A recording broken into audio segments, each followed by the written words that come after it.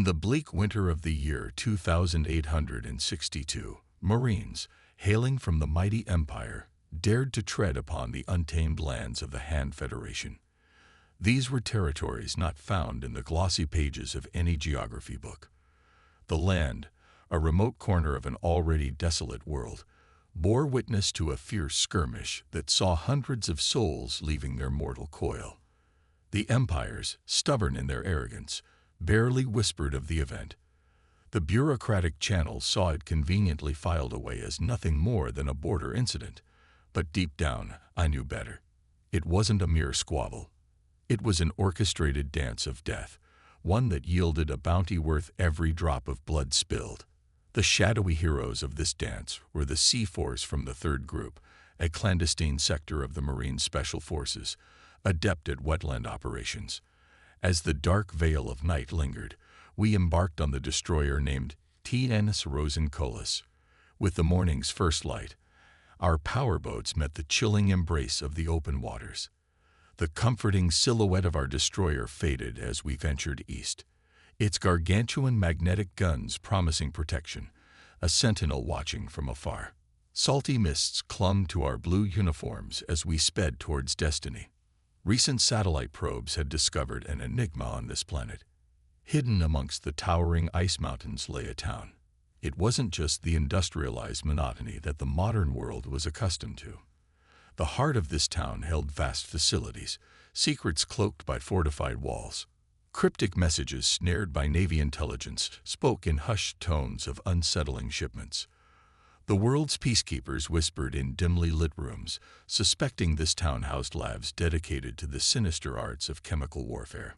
The world's unwritten codes deemed even the mere act of developing such weapons as hostile. So when the Premier General called the strike without the fanfare of a formal war announcement, I felt no surprise, only dread. The media's barking dogs could howl all they wanted. I just wished our intel had been correct. Had it been just a weapons factory, our task would have been straightforward. In the numbing cold, we pulled our boats ashore. We knew backup was on its way, a brigade with its roaring motors and the promise of aerial firepower. The Empire was leaving nothing to chance. Under my command, the 8 of us moved in synchrony, 2 groups moving in a dance of war. A surprise encounter with the enemy barely broke our stride. The echoing gunshots, the synchronized movement, and then the chilling realization. The enemy's uniforms were tainted, but not with blood. Radiation. The ever-logical specialist Hal Brooks quickly reasoned. This land's rich in radioactive minerals. It's probably just residual radiation from mining. His voice did little to quell the rapid ticking of my Geiger counter. I found myself contemplating whether we were in the midst of a nuclear hellscape. Brooks, the resident expert, added, "Decades ago, Weissland Corporation found an abundance of thorium here. That's the treasure everyone's after." I was in no mood for a debate, especially not with someone flaunting a certification in chemical, biological, radiological, and nuclear operations. With the cold gnawing at our bones, we journeyed on, surrounded by an eerie silence. The very ground beneath our boots seemed to hold secrets, muffling our steps. The landscape was disconcerting, like a vivid dream pulled straight from a twisted mind. And as we approached our objective, I saw them. Colossal structures, silent sentinels harboring dark truths. Dawn was chased away by the roars of incoming fighter bombers. The symphony of war began in earnest. As the Marines engaged in their fiery ballet on the streets, we readied ourselves for our clandestine mission, determined to unearth the shadows that this town held. Moving deeper into the archaeological site, the descending pathway began to wind, displaying ancient reliefs on both sides. They depicted a species resembling the humanoid form, but with subtle differences. The beings were taller, with longer limbs, and their heads crowned with feathery tufts. These reliefs seemed to narrate a story, one of exploration, discovery, and eventual exile or self-seclusion. As we ventured further, the temperature seemed to drop significantly with each step, emphasizing the unnatural aura of the place. I turned to Brooks and asked, Do you think the temperature is naturally this cold, or could there be some sort of technology at play? He replied, brushing a frosted hand over one of the walls. It's hard to say, Staff Sergeant. These structures are incredibly old, yet the cold seems almost purposeful. Maybe it's a preservation method. Whatever the case, we should be cautious. The winding path soon opened to a vast cavern. The walls of the cavern glittered with what appeared to be minerals, casting prismatic reflections as our flashlight beams played over them. At the center of the cavern stood an intricate pedestal with an object that seemed to be encased in a shimmering field of energy. Approaching it cautiously, we realized that the object was a device of some kind, its purpose unknown. On its surface were the same glyphs we had seen on the tower walls. Beside the pedestal lay a half-open journal, likely left by one of the Han researchers. With my limited understanding of traditional Chinese, I deciphered mentions of the device emitting a strange energy signature when they tried to interface with it. Private Jensen, our tech specialist, took a closer look. I think this might be some sort of data storage or possibly a communication device. It's far beyond our understanding, but I might be able to extract something if I can link it to our portable analyzer.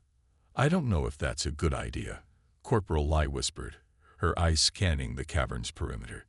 This place feels alive in a way. We should tread carefully. Deciding to err on the side of caution, I ordered Jensen to only attempt a passage scan without interfacing directly. The scan was slow but steadily processed the ancient technology's data. We waited, our breath visible in the cold air, and every small noise echoing in the vastness of the cavern. After what felt like hours, the scanner beeped. Jensen pulled up the screen, displaying a holographic map of the galaxy, with coordinates leading to another distant star system. Text accompanied the map, translating roughly to our exiled brethren, may you find solace among the stars. We leave this as a guide back home. The realization hit us hard. This wasn't just an archaeological site. It was a beacon or a guidepost for those who had been banished from their homeland, offering them a way back. Suddenly, the radio crackled to life with Canada's voice, urgent and panicked. Contact. Han forces are returning in large numbers. We won't be able to hold them off for long. The urgency of the situation snapped us back to reality. Time to leave, I yelled. We began our ascent, clutching the retrieved data and the hope that this discovery, while complicating our initial mission, might provide humanity with a new understanding of our place in the universe. But first, we had to survive the immediate threat and escape the encroaching Han forces. The stifling, dense atmosphere felt even more suffocating as we ran, the soft glow of the blue floor barely providing enough illumination for us to navigate. Each breath was heavy, as though we were dragging the weight of the realization of our perilous situation with every inhalation. The distant hum of machinery that we had initially heard now seemed like a distant echo, overshadowed by the sickening, rhythmic wet sounds of the pursuing slug-like creatures. Turning a corner, I caught a quick glance over my shoulder, and the sight was something straight out of a nightmare. The writhing, slug-like entities seemed to move with a singular, horrifying purpose, their uneven flesh glistening in the eerie light of the blue floor. Their vestigial limbs reached out, as if seeking something to anchor onto. The empty, dark sockets on their partially exposed skulls seemed to be filled with an insatiable hunger. It was an image that would be forever etched in my mind. Keep moving. Don't stop. Brooks yelled over the deafening shrieks of the creatures. The sheer number of them made the situation even more dire. It felt like every turn we took, every corridor we entered, they were there, spilling over each other, their sheer numbers seemingly endless. Suddenly, I remembered the chem-light sticks that the researchers had used to mark their path. Pulling one from my belt, I cracked it, causing it to glow brightly.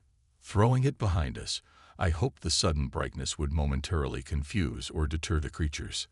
For a brief moment, the creatures hesitated, the light creating a brief barrier between us and them. "We need a plan. We can't keep running blindly," shouted Miller, one of my team members, as we continued our frantic dash. I know, I replied, my mind racing. If we can find a choke point, a narrow passageway or room, we might be able to bottleneck them, buy ourselves some time. As we continued our sprint, the labyrinthine structure seemed to mock us with its countless twists and turns. I could feel the weight of the situation pressing down on us. Every corner we turned, every room we sprinted through, felt like a gamble. Would it lead to safety or a dead end? Would we find a way out or become trapped with those horrifying entities? The radiation count on my Geiger counter continued its ominous tick, each reading higher than the last. I was acutely aware that even if we escaped these creatures, the radiation exposure might still prove lethal. We need to get back to the surface, warn the others, I panted, trying to muster as much authority and calm as I could, even though internally I was gripped by fear. Suddenly, up ahead, I spotted a familiar sight. The glowing blue energy field with the square hole leading to the rope ladder. It was our way out. With renewed vigor, we raced towards it, the creatures hot on our heels. As we neared the opening, I could see the rope ladder swaying slightly, a beacon of hope in this sea of darkness. Go, go, go, I yelled, urging my team to climb as quickly as possible. The creatures were closing in, their enraged shrieks echoing through the cavernous space. As we ascended, I could feel their presence just below us, their grotesque forms writhing and contorting, eager to ensnare us in their grasp. It was a race against time, one we couldn't afford to lose. We reached the ladder and started frantically climbing back up, weighed down by about 40 pounds of body armor, rifles, and ammunition. Given the hefty gear and the perilous situation, the climb was anything but effortless. The very creatures we had tried to escape were right on our heels, breathing down our necks. Once the last Marine managed to pull himself to the top, we commenced the task of hoisting the ladder back up, attempting to sever their only known means of pursuit. However, these creatures, surprisingly agile in their movements, gripped onto it before we could completely retract it. They started descending it by contorting their gelatinous bodies around the rungs in an eerily precise manner. Our two riflemen pulled with all their might, while Brooks and I let out a hail of bullets down upon them. Even as the bullets rained, our combined firepower seemed insufficient to halt their relentless advance. In desperation, I reached into my gear, pulled out a fragmentation grenade, yanked the pin, and let it tumble down the gaping hole. The ensuing explosion sent a huge plume of stone dust and debris upwards through the opening, temporarily blinding us. As the dust settled, the once taut ladder was now slack, its bottom end coated in the same putrid, necrotic substance that covered the creatures. We knew we had to secure our position, and quickly. We need to find something to barricade this entrance with, I urged, scanning the area for anything that might serve the purpose. But after that, then what? Brooks shot back, his voice echoing the anxiety and uncertainty we all felt. I'm thinking, maybe I'll call it into command, see if we could request some heavy artillery, perhaps even get the Navy to napalm this entire site. I speculated, trying to devise a plan on the fly. Brooks retorted skeptically, and what are you going to tell them? That we found some radiation-loving mutant slug creatures underground.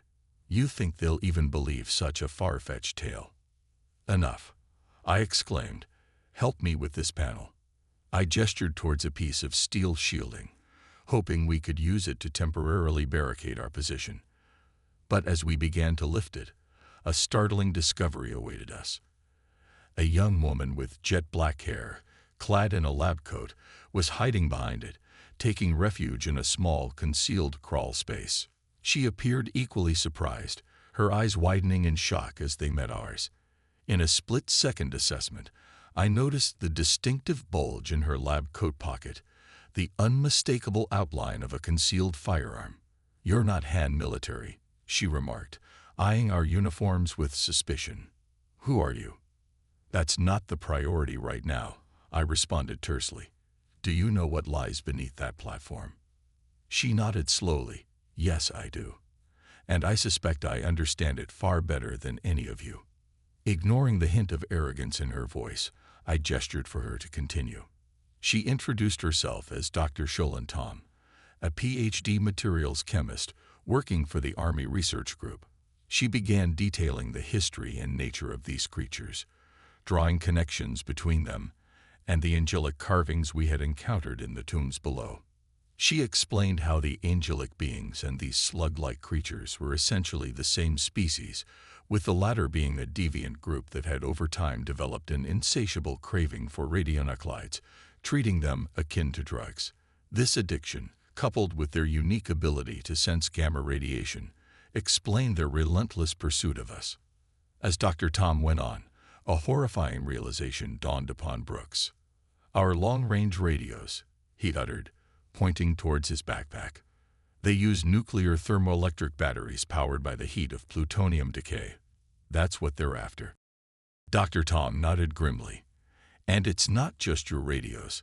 These creatures, if let loose, will hunt down every source of radiation they can find, from nuclear reactors that power vast sections of human space to the very starships we travel in." Understanding the magnitude of the potential catastrophe we were facing, a resolution formed in my mind. "We have one chance to contain this," I declared. "Dr. Tom, we need to know what to do." She proposed a daring plan to repair the malfunctioning cryostasis machinery that had kept these creatures dormant for millennia.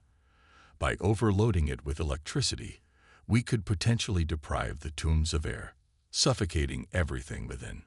But it required venturing back down, confronting those abominations, and manually connecting the town's electric grid to the machinery. Realizing the high stakes, Brooks nodded in agreement. "All right then. We venture down, fight our way to the machinery, and electrify the entire chamber. But we'll need high-voltage cables and a ton of ammunition." Before we could finalize our plan, I received a transmission from Corporal Canetta. It was time to rally our forces, arm ourselves to the teeth, and face the lurking horrors below. "Don't get caught in the crossfire. Take the long way if you have to. Do you want some milk and sugar too, honey?" One of the soldiers quipped sarcastically. "What do you think, smartass? Get the gear. Time isn't on our side," I retorted sharply. Acknowledging the command, the response came, "Copy. We'll be on the move and back in less than an hour." True to their word, Corporal Canetta's team returned efficiently with all the ammunition and equipment we had requested. They meticulously laid it in a neat pile on the ground, maintaining distance so as to not risk contamination. They promptly went back to their established posts, ensuring the door's security. With a brief moment of respite before the mission commenced, the men instinctively sought a moment of calm, grounding themselves mentally and emotionally. It was as if an invisible veil of serenity descended upon the group, fostering a fleeting yet potent belief that everything might just turn out fine. Brooks, always the prepared one, distributed iodine and Prussian blue tablets among us. These would aid in neutralizing any absorbed radioactive elements from our system. Understanding the gravity of what lay ahead, I felt a collective prayer was in order. Although it wasn't mandatory, every single one of us, including Dr. Tam, whose spiritual inclinations I wasn't quite certain of, united in a close-knit circle. We placed arms over one another's shoulders, heads respectfully bowed. Addressing a power greater than ourselves, my words were straightforward. "We find ourselves here due to your will. Every challenge and triumph in our lives has prepared us for this very moment.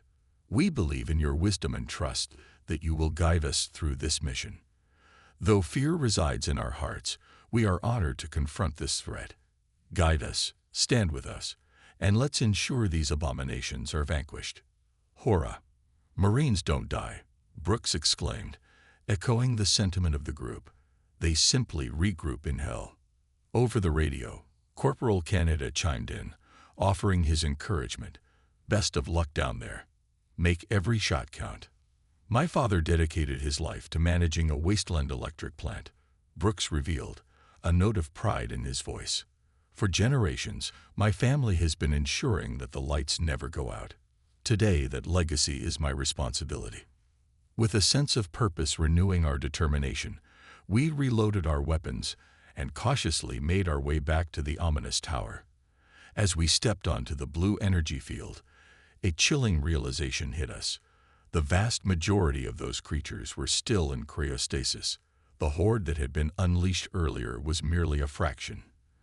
If awakened entirely, their numbers could potentially dwarf the human population spread across the solar system. Upon reaching the breach in the force field, we noticed the long rope ladder, discarded and unused. It was evident that the radioactive creatures had desperately piled onto one another, trying to climb upwards.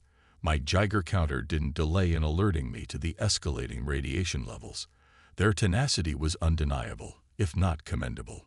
Time is crucial, I emphasized, hurling a grenade towards the accumulating mass of creatures. The radiation will intensify. We need to act swiftly. The explosion cleared the immediate threat, creating a passage for us. We swiftly descended, keeping a vigilant eye on our radiation monitors.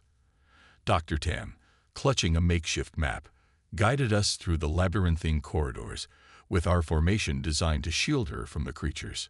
Utilizing the marine maneuver warfare doctrine, we strategically advanced, sometimes dividing our forces to encircle and neutralize threats. In these underground catacombs, my firearm's fully automatic setting became an unexpected asset, aiding us in handling the relentless onslaught of these creatures. Each corner we turned, every room we entered, seemed a replica of the previous, making Dr. Tam's guidance invaluable.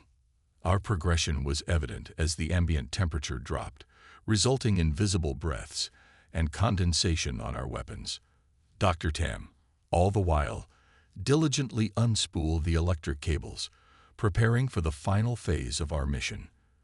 But as we journeyed deeper, the creatures became increasingly aggressive and numerous. Our gas masks became both a blessing and a curse. They shielded us from the repugnant stench, but made breathing laborious during our frantic run. Finally, Dr. Tam signaled our proximity to our destination. However, what awaited us inside the machinery room was the stuff of nightmares. A grotesque amalgamation of researchers and creatures had fused into a singular pulsating mass, enveloping the machinery. Struggling to comprehend the horror before us, I stammered, "Why? Why has this happened?" "They're draining the facility's power. They want access to the nuclear core," Dr. Tam said weakly, her voice barely above a whisper. Beside the monstrosity, etched symbols offered a chilling insight. Interpreting the glyphs, Dr. Tam translated, "Our God, the ideal and pursuit of pleasure." Her voice was laden with disgust and revulsion, mirroring the collective sentiment of our group. It was completely beyond me why those aliens, who once belonged to an angelic race with an appreciation for beauty that was very much in line with ours, would take such a drastic turn. Why would they begin to worship this grotesque, decaying monstrosity? Such a tragic waste, I mused. The overwhelming sense of disgust initially gave way to a burning anger, only to be replaced by an immense sadness. I felt the weight of despair, thinking about those lost souls, blindly hurtling towards self-destruction, elevating the worst among them to an exalted position of an idol. Suddenly, my radio sputtered to life. Corporal Kaneda's voice, fraught with the unmistakable noise of gunfire in the background, broke the heavy silence. "Sergeant, the Hand's army is back with a vengeance. You need to return, and fast." The distinctive sound of his light machine gun unleashed in rapid bursts mingled with the incoming bullets, forming a cacophony of battle. Taking a deep breath to steady myself, I turned to my team. "We need to shut down these air intakes. If we damage the piping, the ventilation system will trigger a sealing mechanism for repairs. That ought to suffocate these creatures." As Brooks and Dr. Tam set about connecting the power cables, I reached for my last grenade, intending to blow the piping. As I approached the main reactor creature, a multitude of voices emanated from it. "Wait. Your civilization's days are numbered. We will devour it just as we've done with countless others." The eerie chorus of absorbed researchers spoke in unison, their words a chilling reminder of our stakes. Trying to keep my focus, I shot back, "You're wrong." But before I could act, a massive appendage lunged at me, knocking both me and the grenade aside. I grappled with the creature, using my rifle as an improvised weapon, each of us trying to gain the upper hand. As the beast gained ground, knocking my rifle away, I drew my bayonet, preparing to go hand to hand with this monstrous entity. My team, hearing the commotion, rushed to my aid, unleashing a hail of bullets on the creature. Seizing the distraction, I scrambled to retrieve the grenade, pulling its pin and hurling it at the piping. An explosion ensued, and as the dust settled, we could hear the system sealing off. The creature let out an agonized scream, sensing its impending doom. Brooks, connecting the cables, shouted triumphantly, "From my God to yours, let there be light." The room was immediately bathed in blinding arcs of electricity. The alarms wailed louder, and a sudden depressurization caused our ears to pop, making the atmosphere grow thin. We knew we had to evacuate, and fast. Navigating the twisted catacombs, with our ammunition running dangerously low, we were driven by a singular goal: to rendezvous with Canada and provide support. Emerging from the underground, the thinner atmosphere was immediately palpable, but there was no time to recover. The distant sound of gunfire was our beacon. Upon nearing the entrance, I caught sight of Canada and his team, their positions fortified with makeshift barricades. Joining forces, we intensified the gunfire, creating an impenetrable wall of bullets. In the midst of the firefight, Dr. Tam's actions took me by surprise. She stood firmly by our side, taking aim at her fellow countrymen. As the battle waned, a temporary lull enveloped us, punctuated only by the distant sounds of battle. We waited, guns at the ready, for the next wave. Just when the tension seemed unbearable, a shout came, "Friendlies coming in. Check fire." 4 more Marines rushed in, their uniforms a stark contrast to ours, decorated with a myriad of green and brown strokes, reminiscent of a Van Gogh masterpiece. The weight of the situation hit us then. Despite our differences, at that moment, humanity stood united against a common threat.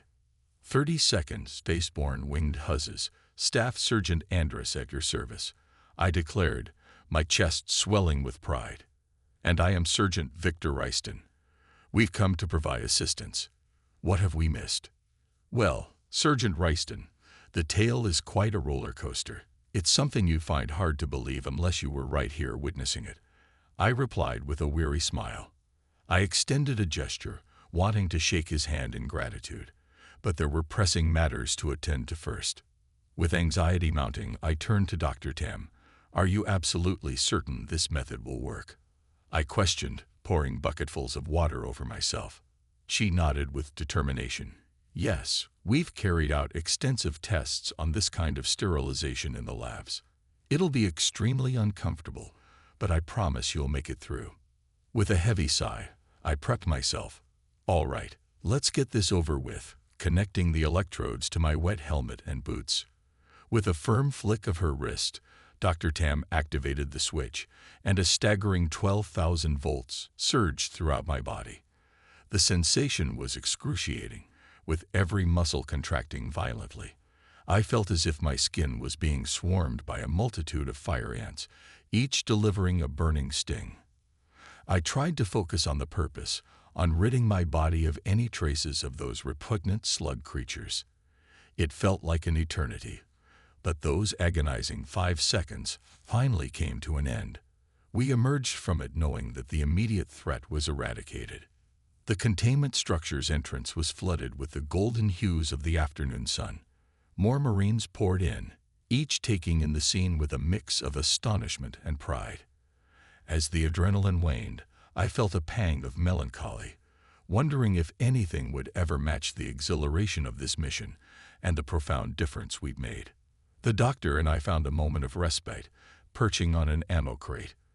We observed the parade of armored vehicles pass by, bearing scars from the fierce battle they'd just partaken in. Large caliber guns, stained with residues from prolonged usage, indicated the intensity of the earlier skirmish. Breaking our silent contemplation, Dr. Tam spoke, her voice trembling slightly. I want to defect. Taken aback, I replied. But I don't even know your homeland. What makes you so certain? She sighed deeply. Things in my country have never been straightforward. You have a way with words, Staff Sergeant Andrus. You convinced me. A small smile played on her lips. Would you take me to your home? I paused, taking in the enormity of her request. Above us, a distant sun shone, a testament to the vastness of the universe and humanity's fledgling steps amongst the stars. Our recent discoveries were bound to shape our destiny. However, the narrative constructed for the masses was considerably different. They were fed a story of a botched intelligence operation at a benign archaeological site, necessitating a rescue by another unit. Yet, in my possession, I had both a defector and a loving fiancé to testify to the truth. Although agreements were reached and visible actions were taken, the looming questions about those slug creatures and the civilization that birthed them remained. The very notion that an advanced race could find pleasure in sheer destruction, to the extent of forsaking their own well-being, haunted me. Were their allies truly paralyzed by political stalemates, preventing effective intervention? The most unsettling question, though, was a reflection on our own species. As I pondered the events and the choices made by the slug creatures, I couldn't help but wonder, are we truly any different?